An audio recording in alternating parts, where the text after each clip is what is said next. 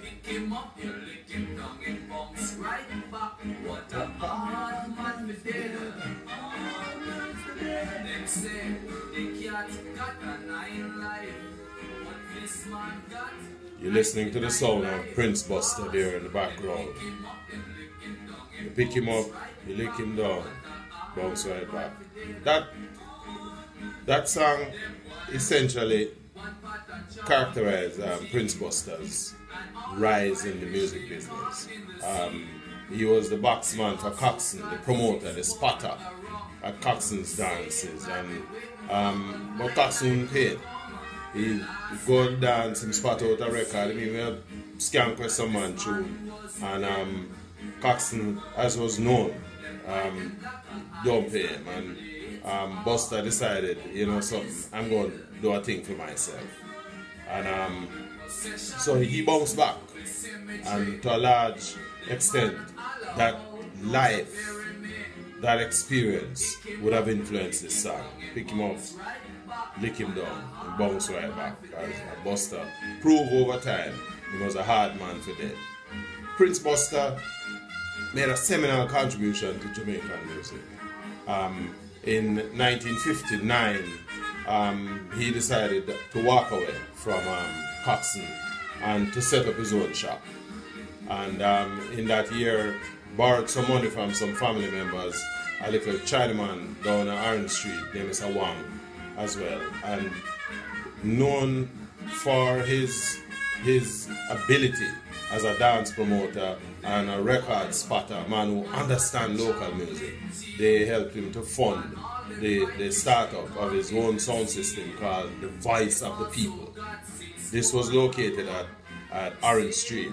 Now, Coxsone and the other big songs were not particularly keen for this kind of competition. Buster knows his way around the thing, and Buster decided the best way to carve out his own niche was by creating his own music. Right? We talked about in my last video the role he played with putting the big record or Carolina on the road with the Folks Brothers. Buster decided to go this route to find music for himself. In fact, this was kind of a part of an accident. Buster wanted to go to farmer, kind of like how Coxsone got himself in the thing. He got accepted for the farmer trip. According to the Dog newspaper, it was a Coxsone relative who was the man who was pushing out are selecting people to go on the farm work, and they ultimately selected Buster, and at the last moment they take his name off of the paper. So Buster took a different approach, and his objective was go to the farm work, make some money, and send out some record. And when that never worked out, he decided to go the other route. You know, a typical thing for Jamaicans at the time. Jamaicans have always had this undeniable characteristic of finding their own way, no matter how bad things get, no matter how tough, no matter how challenging. That this was a demonstration of that spirit, and so Buster decided to create his own music, which would give him an edge in the dance hall in Kingston, Jamaica at that time. Late 1950s, 1959, coming into 1960s. And so Buster opened not only put out his sound system on the road, he also established a record shop on Orange Street. The student listening here, Shaking Up Orange Street, is another song that, and Buster had this innate ability to poke his criticism of the system to those who were contributing to that kind of repression that he basically felt was always there. He poked it back at them in his music. And so this song, Shaking Up Orange Street, Buster was saying to the establishment, the Coxsones, the Duke Reeds, that I have come. I don't come with no war, but I am here to shake up the music business. I am here to to transform the music, right? If you listen to that, you hear it in the lyrics. It say, I come in peace. Yeah? If you slip, you slide, you run, you can't hide, because he, Prince Buster, is here to shake this up. And shake it up he did. Buster went on to build a significant name for himself. In fact, this particular record was subsequently released on a Blue Beat label, which was the export vehicle for music in Jamaica at the time. Most Jamaican recording artists never really have the capacity to put their music out on the street, and so they use the Blue Beat musical vehicle to, especially if the record have any particular potential. And Buster also had his own links back in Britain, so he would release the music on a Blue Beat label, which was an approach Buster took over many years to carry his music from Jamaica and into the UK market, where he became a formidable proponent of Jamaican music. Buster straddled the ska, he straddled the Jamaican blues, and then the formative years of rocksteady. That was Prince Buster. And his nemesis at the time, too, in terms of being behind the microphone, was the great Derrick Morgan. And we're gonna take a little look at Derrick Morgan's contribution as well. Now, the important thing though is, here was Jamaican music now replacing a lot of that foreign music, because in the 1950s, early 1960s, most of the sound systems that were played, Tom the Great Sebastian, owned by Tommy Wang, Trojans, Duke Reed's Trojan sound, Coxsone, they were playing mostly this foreign music, the Ella Fitzgerald, the Sierra Vaughns, that kind of beat. They were playing the R&B that was coming out of the United States at that time, but that music wasn't readily available. And so the idea was, if we can find our own sound, it would be to our advantage. And Buster understood. Nobody in Jamaican music understood that fact better than a man like Prince Buster. In fact, at the time, and I mentioned in my last video, the role that the Vere Johns opportunity provided in terms of the development of the music. Vere Johns had this thing, this contest where Jamaican talent would line up at Ambassador Theatre and they entered the singing competition, and the winners would get a chance to come on RJR's radio program once the contest was over and share their talent. And so this program was producing a lot of talent at the time. Again, one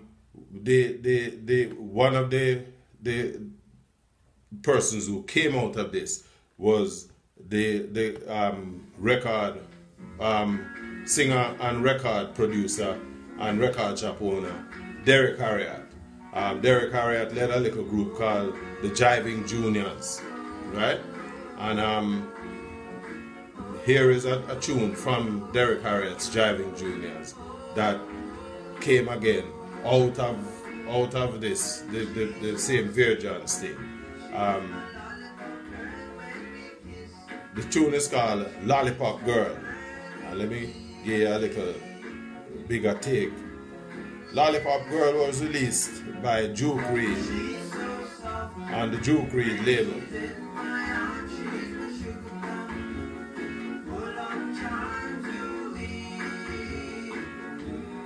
So what you're seeing here, what you're hearing here, is essentially now the two camp.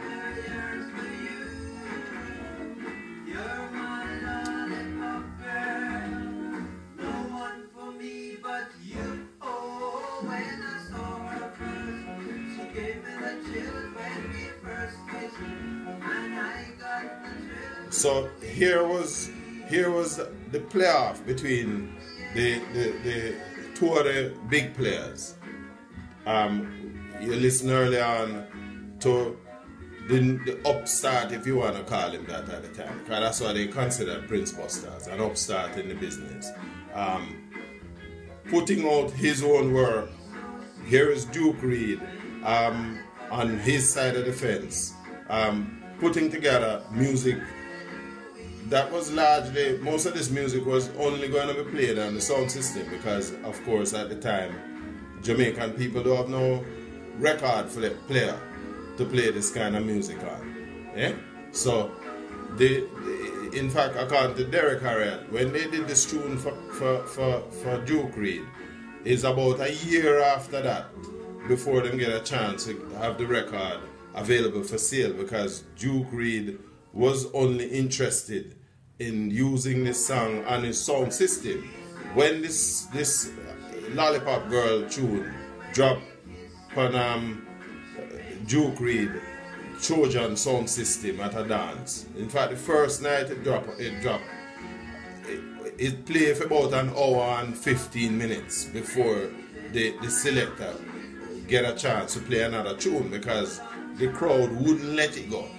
And Derrick Harriott will tell you, he never make no portion of money off of the tune. For the first year, he don't get the money, because the tune was basically put away into Duke Reid's archives, or in special box, as the soundman them call it. And this would now be his secret weapon when him have a dance, to silence whomever he was playing against. And so that was the kind of approach that was coming out of the dance hall. The playing off one sound system against the next. But the man who really shook it all up, whether we wanna like him yeah or nay, that man was none other than Prince Buster. And Prince Buster came into the business 1959, and for the next 30 years he shook things up. Here is another little piece of Prince Buster shaking up Orange Street. Now, if you like this video, I'm gonna ask you, go to my YouTube channel and just sign up. Yeah? We subscribe to my channel. There's a whole heap more where this information is coming from, and my job is to share it, to provide a little historical perspective. And at the same time, I'm going to invite you to visit my website at yardabroad.com, and you will see the link in the script below here that accompanies this video. Click on the link, go to my website, take a look at my wares that I'm offering on my website. And certainly I have a range of shirts. Of course, what you're seeing behind me here is a reggae t-shirt. There are a couple others that are all music themes. And give me your support. Support the video, like it, share it with your friends. And again, until I see you next time, I am going to say sign off. This is Richard Hugh Blackford signing off from Snippets of Jamaica's musical history. Until next time.